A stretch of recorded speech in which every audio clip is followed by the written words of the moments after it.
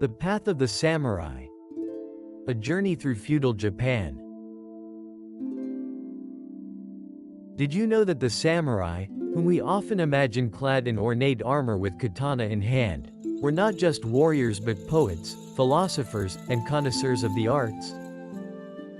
Their lives were far more intricate than a simple battlefield existence, and their strict code of honor, Bushido, or the way of the warrior, governed not only their actions in war but also their daily lives, beliefs, and sense of self. But to truly understand the world of the samurai and how they became icons of Japan, we must travel back in time to one of the most fascinating periods in Japanese history. The Heian Period. The dawn of samurai culture. It all begins in 794, with the dawn of the Heian Period. This was the era when Emperor Kanmu moved the imperial capital to Heian-kyo, the city we now know as Kyoto. The Heian Period was a time of unparalleled cultural refinement. Aristocrats filled their days with poetry, music, and elaborate rituals, and it was during this time that the first known novel in human history, The Tale of Genji by Murasaki Shikibu, was written. This masterpiece depicted the loves, ambitions, and intrigues of court life with exquisite detail. However, beyond the luxurious halls of Heian-kyo, the situation was far less idyllic. While the nobility reveled in their art and opulence, the rural countryside was simmering with unrest. Land reforms and heavy taxation pushed peasants to their limits, and the imperial court began relying on regional governors and military clans to maintain order. Out of this chaos emerged a new class of warriors, the samurai.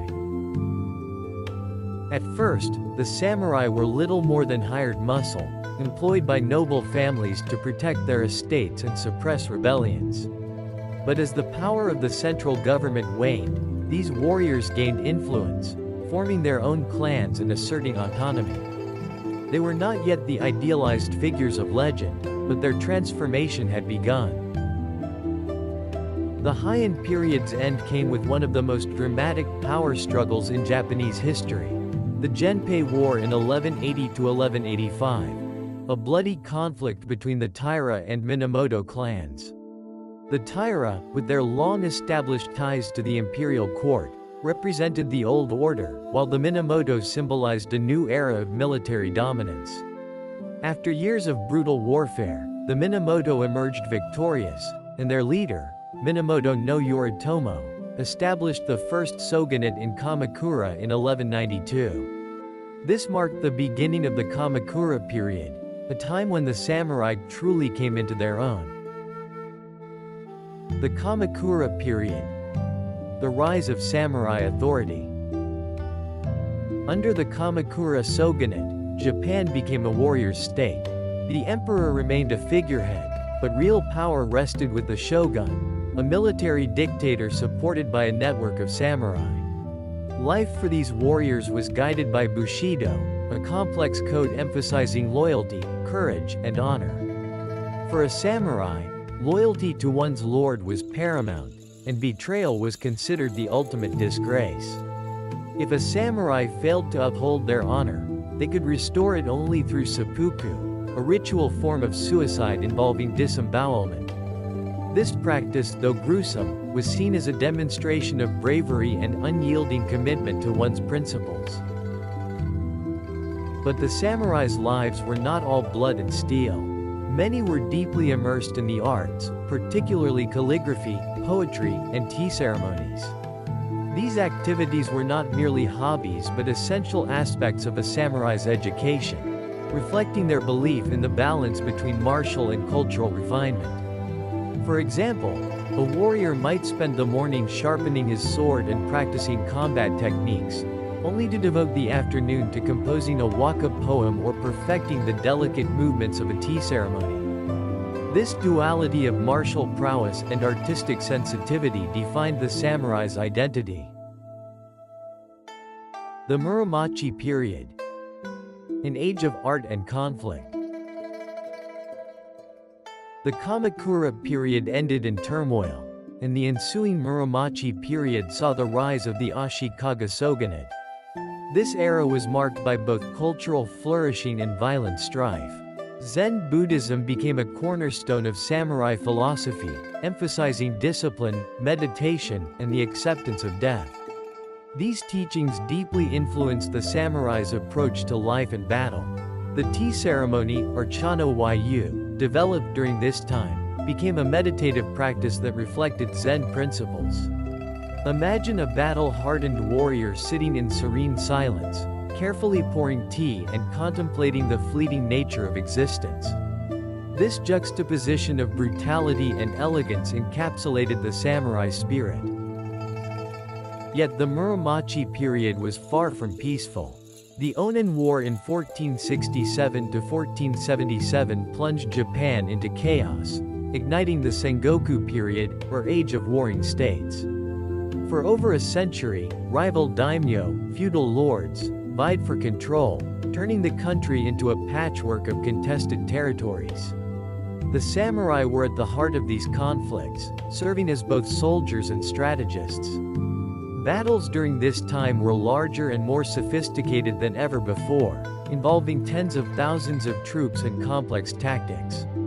Samurai adapted by mastering new weapons, such as the longbow and matchlock firearms introduced by Portuguese traders in the mid-16th century. One of the most famous figures of this era was Oda Nobunaga, a ruthless daimyo who sought to unify Japan. His campaigns were marked by innovative strategies and the widespread use of firearms, which helped him achieve stunning victories against larger forces. Although Nobunaga's life ended in betrayal and assassination, his efforts paved the way for his successors, Toyotomi Hideyoshi and Tokugawa Ieyasu, to finally bring peace to the war-torn land. The Edo Period. The samurai in a time of peace. The Tokugawa shogunate, established in 1603, ushered in the Edo period, a time of unprecedented stability and cultural growth. For the samurai, however, this peace was both a blessing and a curse. With no wars to fight, many found their traditional roles diminished. They became bureaucrats, scholars, and teachers, channeling their warrior ethos into governance and intellectual pursuits. Despite this shift, the samurai remained symbols of discipline and integrity, embodying the values of Bushido even in peacetime. During the Edo period, samurai were also patrons of the arts. Kabuki theater, ukiyo-e woodblock prints, and haiku poetry flourished under their influence. Samurai often commissioned artworks that celebrated their heritage, depicting heroic battles and legendary ancestors. One such iconic image is Hokusai's The Great Wave off Kanagawa, a masterpiece that captures both the beauty and power of Japan's natural and cultural landscape. The Meiji Period. The end of the samurai era. But the samurai's world changed irrevocably with the Meiji Restoration of 1868. The feudal system was dismantled, and the samurai's privileges, including their exclusive right to carry swords, were abolished. Many former samurai struggled to adapt to the modern era, with some joining the new military or becoming entrepreneurs, while others faded into obscurity.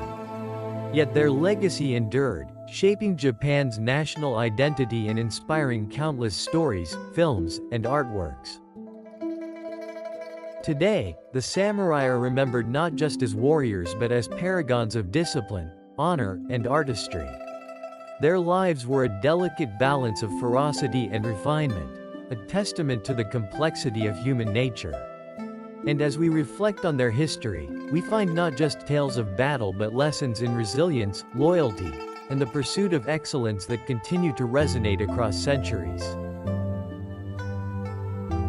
And that's it, thanks for watching. If you enjoy exploring historical worlds, be sure to like and subscribe so you don't miss out on more exciting stories.